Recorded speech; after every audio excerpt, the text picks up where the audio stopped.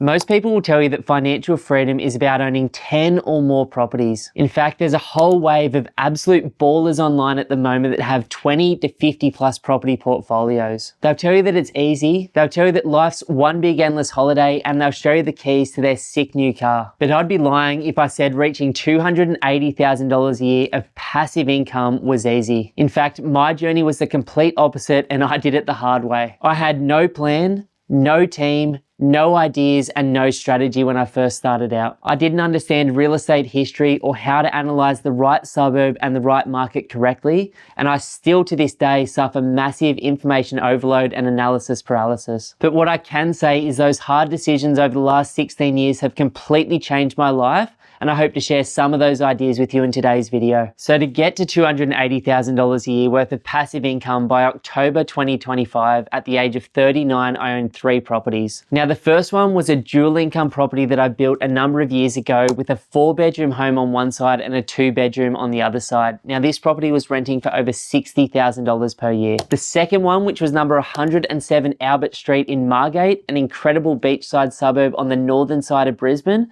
again was a dual income property that I built that rented for over $60,000 per year. And the third one was number 16 Parkway Drive in Mooloolaba, which was a 3-bedroom home that I rented the front out on Airbnb with the 2-bedroom granny flat out the back that I rented out to a long-term tenant. Now the combination of the Airbnb and the granny flat gave me over $160,000 per year of income. Now the combination of these 3 properties, or these 6 incomes, gave me the $280,000 per year, and late 2025 all 3 of them were completely offset, giving me that passive income every single week in the bank. Now the first, and what I believe is the most important lesson that's not online at the moment on my journey to financial freedom, is it's all about quality over quantity as an investor. When I was starting out, there weren't incredible YouTube videos and podcasts out there with so many people explaining how they had personally kicked ass over their journey. When I was starting out, there were books like 0 to 10 Properties in 10 Years, or there were people in the likes of the Your Investment Property magazines, I'm sounding old now, talking about how they'd built portfolios of 50 or 100 properties, but with no way in sight, but failing to mention that inherited a whole bunch of money at the start that had kicked them off. So I went out there and did what everyone was doing back in 2011 till about 2018 or 2020, before all this good stuff came out, and that is buy as many properties as I could afford. I went out there and bought units, houses, renovated places, did subdivisions, houses with granny flats, brand new property, brand new dual income properties, subdivisions, and Airbnbs. And what I realized at the end of all of that accumulation, where I actually bought 20 properties over 16 years, is that I only needed 3 to achieve my financial freedom goals. Now that realization came after being in massive amounts of debt and not being able to sleep properly at night. And that's when I realized that true freedom isn't actually about the number of properties that you own,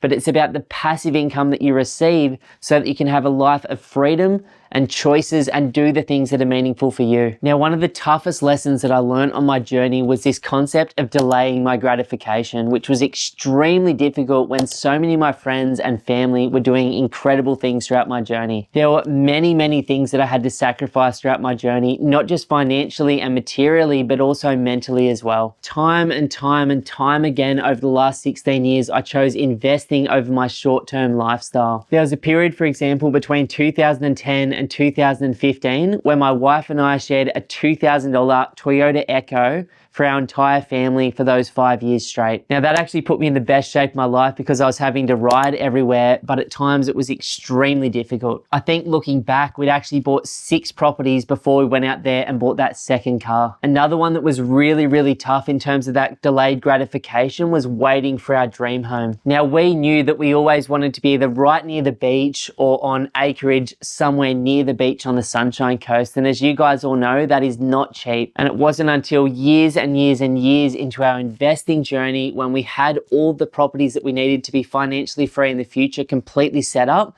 that we finally sold a bunch of places and moved into our dream home. As someone who reached a level that honestly my 30-year-old self could never have dreamed of as an investor, there are some key lessons that I've learned along the way. Now the first, and I believe the most important lesson, is to start with the end in mind. I think it's so important to sit down on your own or with your partner and decide what it is that you really want out of this this life and what future that you're working towards. Are you looking for passive income, and if so, how much? I think it's important to ask yourself, what would the ideal week and the ideal day look like for you and your family, and what type of experiences would you want on an annual basis in your future? Now, when I sit down and do this exercise with my wife, we normally break it into three things: the ideal day, an average week, and a great year. Now, for me, a great year is spending time with my family, caravanning, traveling, and enjoying the school holidays with my kids. It's normally going overseas at least once, if not twice a year, generally to Bali with the family for a surf trip and some other type of adventure as well. We like to spend our weekends and our afternoons together as a family, and we like to be growing and moving forward with our lives. You know, our dream isn't to have the most incredible cars or 5-star holidays or the most insane houses.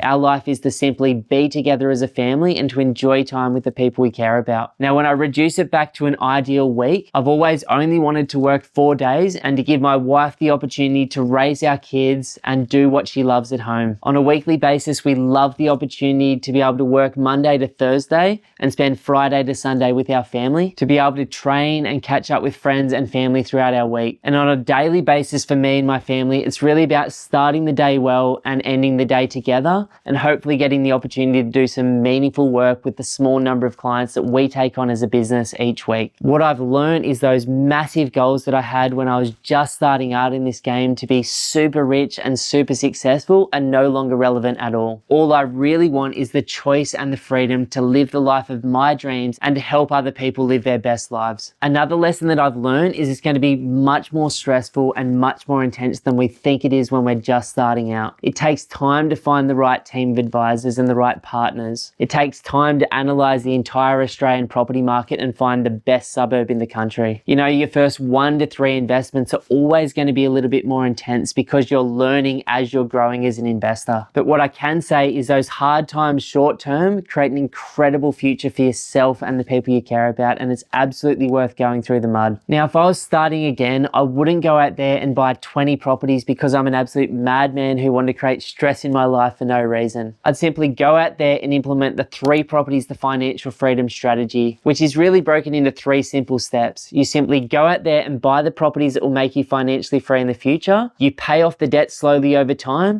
and then you figure out what you want to do with the rest of your life. Now, what's crazy for me is I had this one goal for 16 years of getting to roughly 300K per year of passive income. And when I achieved that goal, it took so much pressure off myself and my family, because it is now my choice whether I continue to work for the rest of my life or sit on a beach in Bali getting cranking waves all day. You know what's crazy? After 16 years working so focused on one thing, which was achieving financial freedom, I actually decided to sell all 3 of these properties and buy myself a farm or a compound up here on the Sunshine Coast where there's a home for my mum, a home for my family, and a home for my wife's family on the property as well. Now, I know my previous self and a lot of you guys would be like, what the fuck are you doing? You had it all and now it's gone. But that is the great thing about financial freedom. Achieving freedom and giving yourself choices means that you can lean more into the life that you truly want. And that is the biggest lesson that I've learned on this journey. We're all so different, and what we want both now and in the future will change. But by setting yourself up financially, you give yourself and the people you care about the opportunity to live your dream life and your best life day to day. Now, for those of you out there who are looking to achieve financial freedom in your future, I would love to offer you a one-on-one strategy session. Simply jump over to www.pumpedonproperty.com and click that free strategy session button, and we can sit down and have a super meaningful conversation about where you are today, where you'd like to be longer term, and educate you deeply on the best opportunities in the Australian property market in 2026. And then you can take that information and go and absolutely smash it on your own, or potentially become one of the extremely small number of clients that we choose to work with one-on-one each week. But either way, I wish you all the best on your journey to financial freedom. And as I can say, as someone who's achieved it, it's well worth having a crack.